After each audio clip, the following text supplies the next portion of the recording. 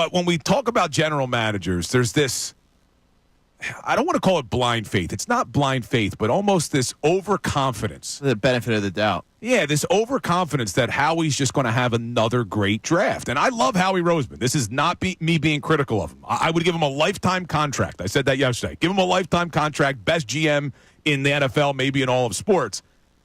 But are we being a little bit too overconfident that he's going to hit in the draft again? And the reason I ask that is we're doing an exercise where we're looking at his last 5 drafts.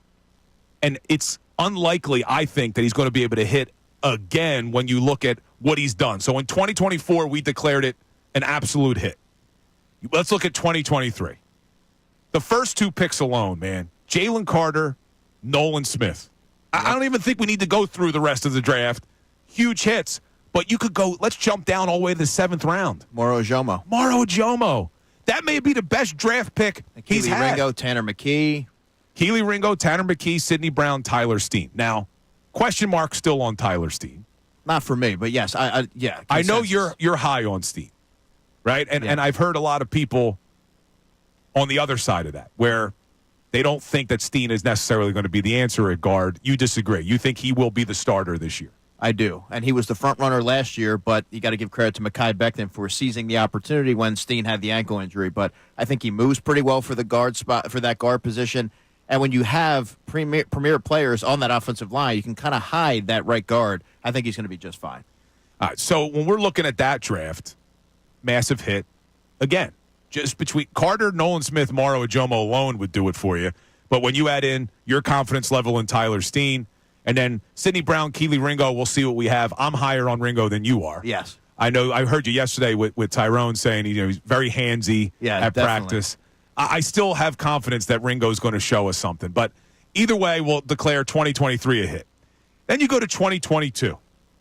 Jordan Davis, Cam Jurgens, Nakobe Dean, Kyron Johnson, Grant Calcaterra. Well, 4 out of those 5 have really contributed to the success of this football team last year. That's a hit.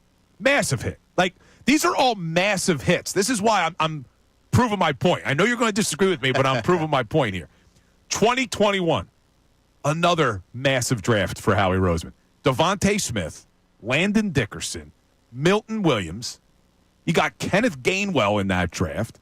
Now, outside of that, leaves a little bit to be desired with Zach McPherson, Marlon Tupelotu, Teron Jackson, Jacoby Stevens, Patrick Johnson, who's back now. Yeah, right? I mean, look, if you can hang on this long as a 7th-round pick, that's a win. Yeah, but even still, when you look at the first 3,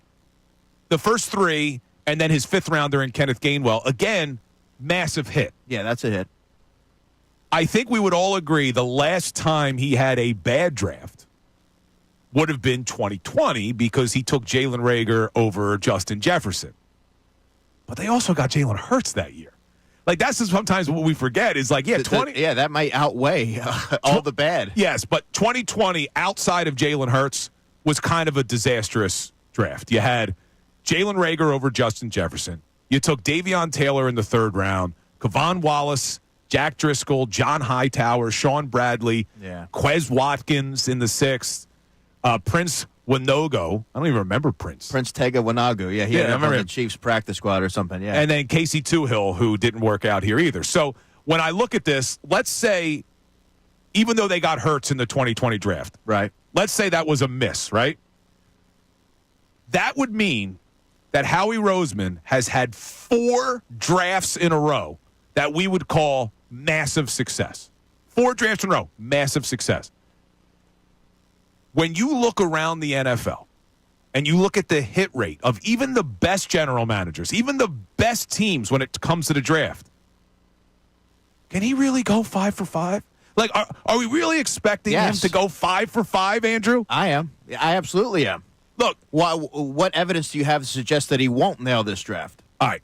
Let's look at Quinyon Mitchell was a great pick, right? And Cooper DeJean was a great pick. But they got Quinyon at 22, and they moved up to get Cooper at 40.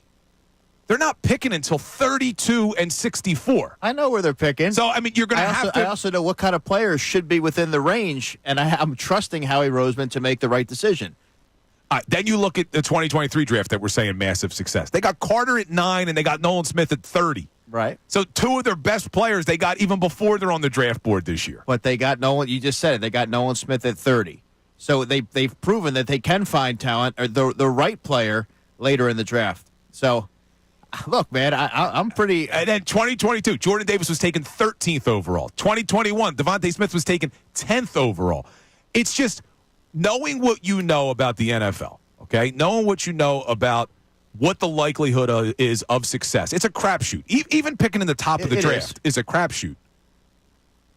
We really think that Howie Roseman, who's batted 1,000 the last 4 years, you think he's going to do it again 5 years in a row? Well, I admit that the further down the draft board you're picking, the likelihood of nailing that pick decreases significantly. However, you have to look at the Eagles' scouting department, Howie Roseman himself. They do their due diligence. No matter if I go to a pro day, there's at least 2 representatives from the Eagles there, and that's scattered across the country, I have to imagine. I'm just going to Maryland, Rutgers, Penn State, all those places.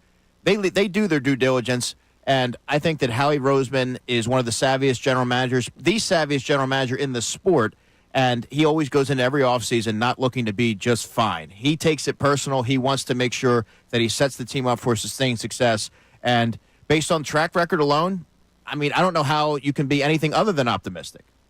All right, well, you mentioned something when you were talking about Nolan Smith at 30, and you said, knowing what you know about the players that may be there, that's why you have confidence that he's going to have a good one. It's about taking the right player. All right, well, when we come back, I want to get a couple players from you because I think part of the reason there hasn't been as much buzz around the draft in the city as there usually is, 1, the Super Bowl, but 2, because they're picking so far down the draft board, a lot of people just don't know who's going to be available. Like, we all know the big names, right? Everyone knows Abdul Carter and where's Sanders going to go. Yeah, Travis Hunter's going in the top of the draft, Cam Ward.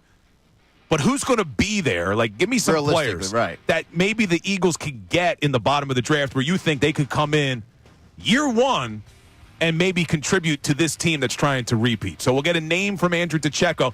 But I want to hear from you. Like, as much as I love Howie Roseman and as much as I trust Howie Roseman, I'm not going into this draft necessarily expecting him to hit it out of the park again. I don't think there's any general manager that you could expect to go 5 straight years of having a masterful draft.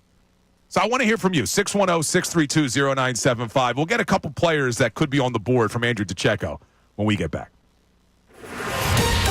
Fanatic Sports Update. I'm Austin Jones, and this is your Fanatic Sports Update. The Phillies lost to the Atlanta Braves last night as Marcell Ozuna hit a 2-run walk-off home run in the bottom of the 11th inning to win 4-2 after a long rain delay. Today, the Phillies face the St. Louis Cardinals at 8:15 as Aaron Nola will be on the mound. The Sixers are back in action tonight to face the Atlanta Hawks. Tip-off is for 7 p.m. You can listen to that game here on 97.5 The Fanatic. The Flyers are off tonight, but they will return tomorrow for a day game to face the New York Islanders. Puck drop is for 12:30, and you can listen to that game here on 97.5 The Fanatic. The busy slate on Saturday. The Union are facing New York City Saturday night at 7:30, and you can listen to that game where? On 97.5 The Fanatic. This update's also brought to you by Rapid Radios. Rapid Radios are instant push-to-talk walkie-talkies offering national LTE coverage for a limited time. Go to rapidradios.com now for 60% off and free UPS shipping. Add code RADIO and get an extra 5% off. I'm Austin Jones, and the home of the 76ers and Flyers, 97.5 The Fanatic and 97.5thefanatic.com.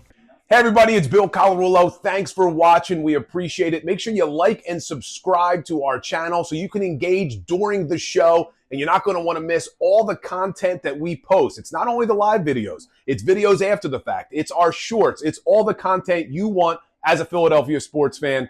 Looking forward to connecting.